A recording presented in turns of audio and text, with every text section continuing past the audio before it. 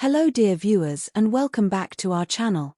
Tonight, we plunge even deeper into the palace's hidden chambers and private drawing rooms to chronicle an unfolding saga of ambition, betrayal, and hope. We're following every twist in the Valley of Shadows between Clarence House and Kensington Palace, where aides shuttle confidential memos, phones buzz with urgent text threads, and decisions that could alter the monarchy's future hang in the balance. This is the story of a secret peace summit that left one brother silent, another yearning for connection, and a king caught in the crossfire of love and legacy. Let's rewind to the earliest whisperings of tension. It began years ago, when Harry first spoke publicly about feeling trapped by royal expectations. Casual comments turned into pointed interviews. A profile in a major magazine cast William as aloof. A podcast revealed Harry's frustration with palace protocol. Each public statement added fuel to a fire that crackled beneath the golden veneer of state banquets and ceremonial garb. Fast forward to spring of this year. Insiders at Buckingham Park Road noticed intensified security around Clarence House. Unmarked cars arrived late at night, carrying senior advisors from across the royal family's various households. Meanwhile, at Kensington, home of William, Catherine, and their young family, planning meetings buzzed around diary management for upcoming tours. It was in this charged atmosphere that the first rumors of a back-channel summit emerged. The venue, the Royal Overseas League, was selected for its discretion. Behind its grand Doric columns and lofty ceilings, aides gathered under dimmed chandeliers. The King's team arrived with documents mapped out in color-coded folders, proposals for private father-son discussions, draft apologies Harry might offer, and guidelines for sensitive topics to avoid Diana's tragedy, Meghan's press campaigns, Catherine's portrayal in memoirs. On the Sussex side, representatives carried Harry's own talking points, expressions of regret for past missteps, a desire to see his brother's children, and concern for Charles's health as his 70s advanced. Over cups of Earl Grey and still water, lines were drawn and redrawn, testing which scenarios might coax a smile from a wary heir. Yet when William learned of these clandestine talks, his shock was reported in hushed tones. A senior palace source recalls the moment vividly. He felt blindsided. Here his own brother's staff were negotiating with his father's aides, yet he wasn't even looped in. That hurt more than any public disclosure. It revealed a fissure wider than mere sibling rivalry, a wound inflicted by exclusion. For William, whose life has been intertwined with duty since childhood, the realization that his counsel was passed over felt like a betrayal deeper than any interview could inflict. In the days that followed, palace aides scrambled to contain the fallout. Aides to William quietly drafted position papers explaining his absence, personal commitments, pressing engagements, family obligations, yet none rang true against the backdrop of his protective nature. Meanwhile, Charles's personal secretary, seated at his mahogany desk in Buckingham Palace, drafted a letter to Harry, an olive branch wrapped in regret. Your father would welcome you home, but only if we can agree on certain boundaries. It was a line carefully calibrated to both honor Harry's feelings and assert the monarchy's need for decorum. Public reaction reached a fever pitch. On one side, tabloids printed speculative headlines, Harry's next move airbrushing family feud. William's cold shoulder, is the rift beyond repair?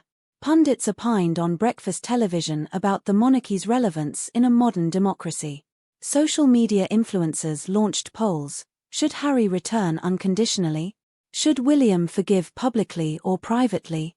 Students in media studies programs analyzed clips of Harry's past interviews, annotating them for perceived slights. It was a national conversation, one that laid bare the monarchy's struggle to remain both mythical and authentic. During this maelstrom, Catherine remained a paragon of composed concern. Sources say she spent late nights reviewing Harry's statements, looking for any hint of insult directed at her or her marriage with William. Friends describe her as torn. She wants her husband to heal his relationship with his brother, yet fears that too rapid a reconciliation could reopen wounds for their 3 young children. Her measured stance exemplifies the tightrope the Waleses walk, between familial love and the unyielding glare of the public eye. Amid the swirling gossip, the palace's spin doctors hatched a plan, what they called Operation Bridge Builder. It involved a phased approach. First, a private video call between Charles and Harry, recorded by a neutral tech team but not for public release. Second, a discreet visit by Harry to Clarence House's private library, where father and son could speak uninterrupted. Third, a possible joint appearance at the National Memorial Arboretum, symbolizing unity in service. Each step hinged on one critical factor: William's eventual willingness to participate. It was at this juncture that Harry's own advisors delivered a cautionary note: brotherly warmth will not erase years of public critique. They reminded him of his own missteps, how his television specials dwelt on family secrets. The question, one aide urged, is not whether you want reconciliation, but whether the path you've taken makes it possible. It was a sobering message: authenticity is vital, but sometimes silence and private gestures carry more weight than broadcast soundbites. Behind the grandeur, palace staff wrestled with personal turmoil. Private secretaries juggled confidentiality agreements and loyalty to two masters. Valets listened in corridors for overheard conversations. Housekeepers dusted antique bookcases while wondering if their employers' pages of personal diaries had found their way into some document marked top secret.